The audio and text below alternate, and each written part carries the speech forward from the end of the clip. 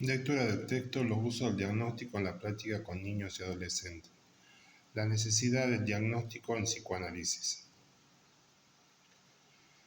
Si partimos de la clínica en su sentido amplio como el arte de clasificar los fenómenos a partir de índices y signos para luego catalogarlos, la idea del diagnóstico implica organizar todos estos fenómenos en clases y a partir de estas clases planificar el tratamiento. Se trata de un ordenamiento de la experiencia.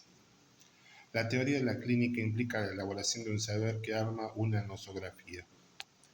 El diagnóstico consiste en identificar al sujeto con una clase, o sea, hacerlo entrar en una categoría. En el seminario 1, Lacan dice que se trata de hacer encajar las clavijas en los agujeritos. Lo singular del sujeto en una clase universal en sus reglas.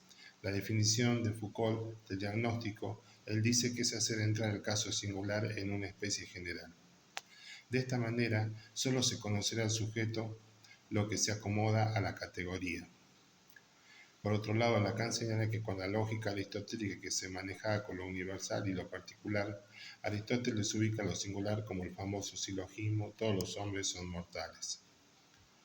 El sujeto escapa a la clasificación, es inclasificable. Las clasificaciones están del lado del discurso del amo, que justamente es un discurso que supone la alienación del sujeto en un significante. El discurso del amo es un discurso que representa al sujeto por un significante.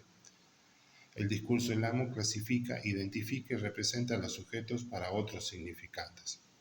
El sujeto es falta en ser, es decir, que su categoría de dividido plantea que no alcanza a quedar representado por ningún significante. Toda identificación no alcanza a dar cuenta del sujeto, porque el sujeto más bien está definido por un no, por algo que escapa al discurso, que se va deslizando en la cadena, pero que no queda atrapado por ningún significante. El discurso almo produce siempre categorías y la va cambiando. Por ejemplo, tenemos las categorías de los distintos DCF. Desde luego que esto tiene su utilidad, ya que permite ordenar la población, establecer lo que es normal y lo que se aleja de la normalidad. Permite establecer salud y enfermedad, hacer cálculos sociales. Diríamos que el discurso amo permite ordenar a los sujetos en muchos sentidos: orden político, orden social, orden sanitario, y a partir de ese orden poder clasificarlos. Entonces es lógico y es pertinente el diagnóstico en psicoanálisis. Decimos que es necesario dejar las etiquetas, poner en cuestión la identificación, porque no es una calidad ejemplar de una categoría de la población que se hace un análisis. La experiencia analítica apunta a explicar el deseo del sujeto en su singularidad. El deseo es singular. El camino de un análisis va más bien hacia lo que no es calculable, programable, o sea, va a ubicar al sujeto no en relación a sus ideales, sino en relación a su singularidad. Se trata en el análisis de la búsqueda de un camino singular, que no es necesariamente un cambio que encaje con los ideales. Para el psicoanálisis, el síntoma es la verdad del hombre, ya que no hay sujeto sin síntoma. El síntoma para el psicoanálisis es muy distinto al síntoma para la psiquiatría o a la medicina, donde es algo patológico que hay que eliminar. El síntoma es una verdad reprimida a interpretar y una satisfacción de pulsión paradojal.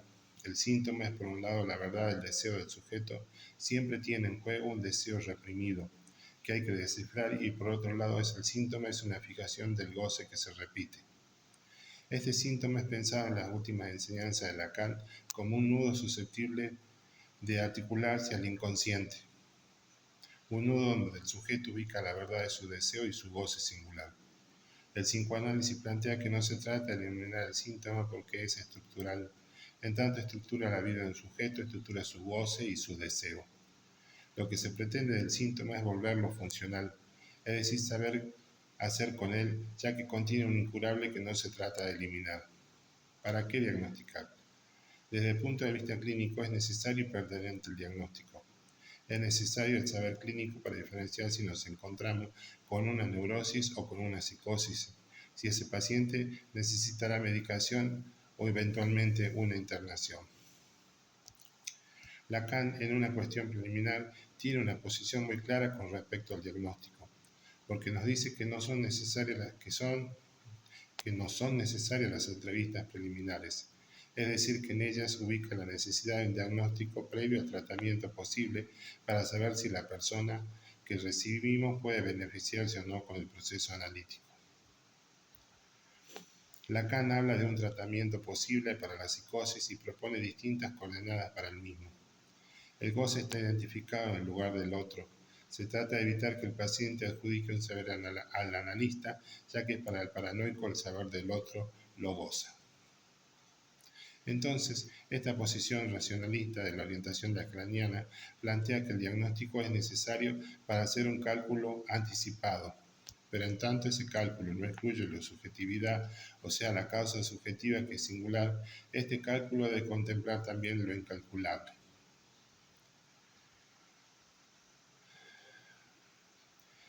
Es incalculable porque no hay modos comunes en las soluciones sintomáticas. Para sintetizar la idea del uso del diagnóstico en psicoanálisis, podríamos hablar entonces en el psicoanálisis de dos diagnósticos. Uno que sería un nombre del otro, es decir, el nombre que le damos de entrada al ubicarlo en una estructura, psicosis, neurosis y su tipo clínico. Y luego diremos que hay otro diagnóstico que es un nombre propio que se va haciendo al propio sujeto en su análisis con la construcción del síntoma singular. El nombre propio es un nombre fuera del otro.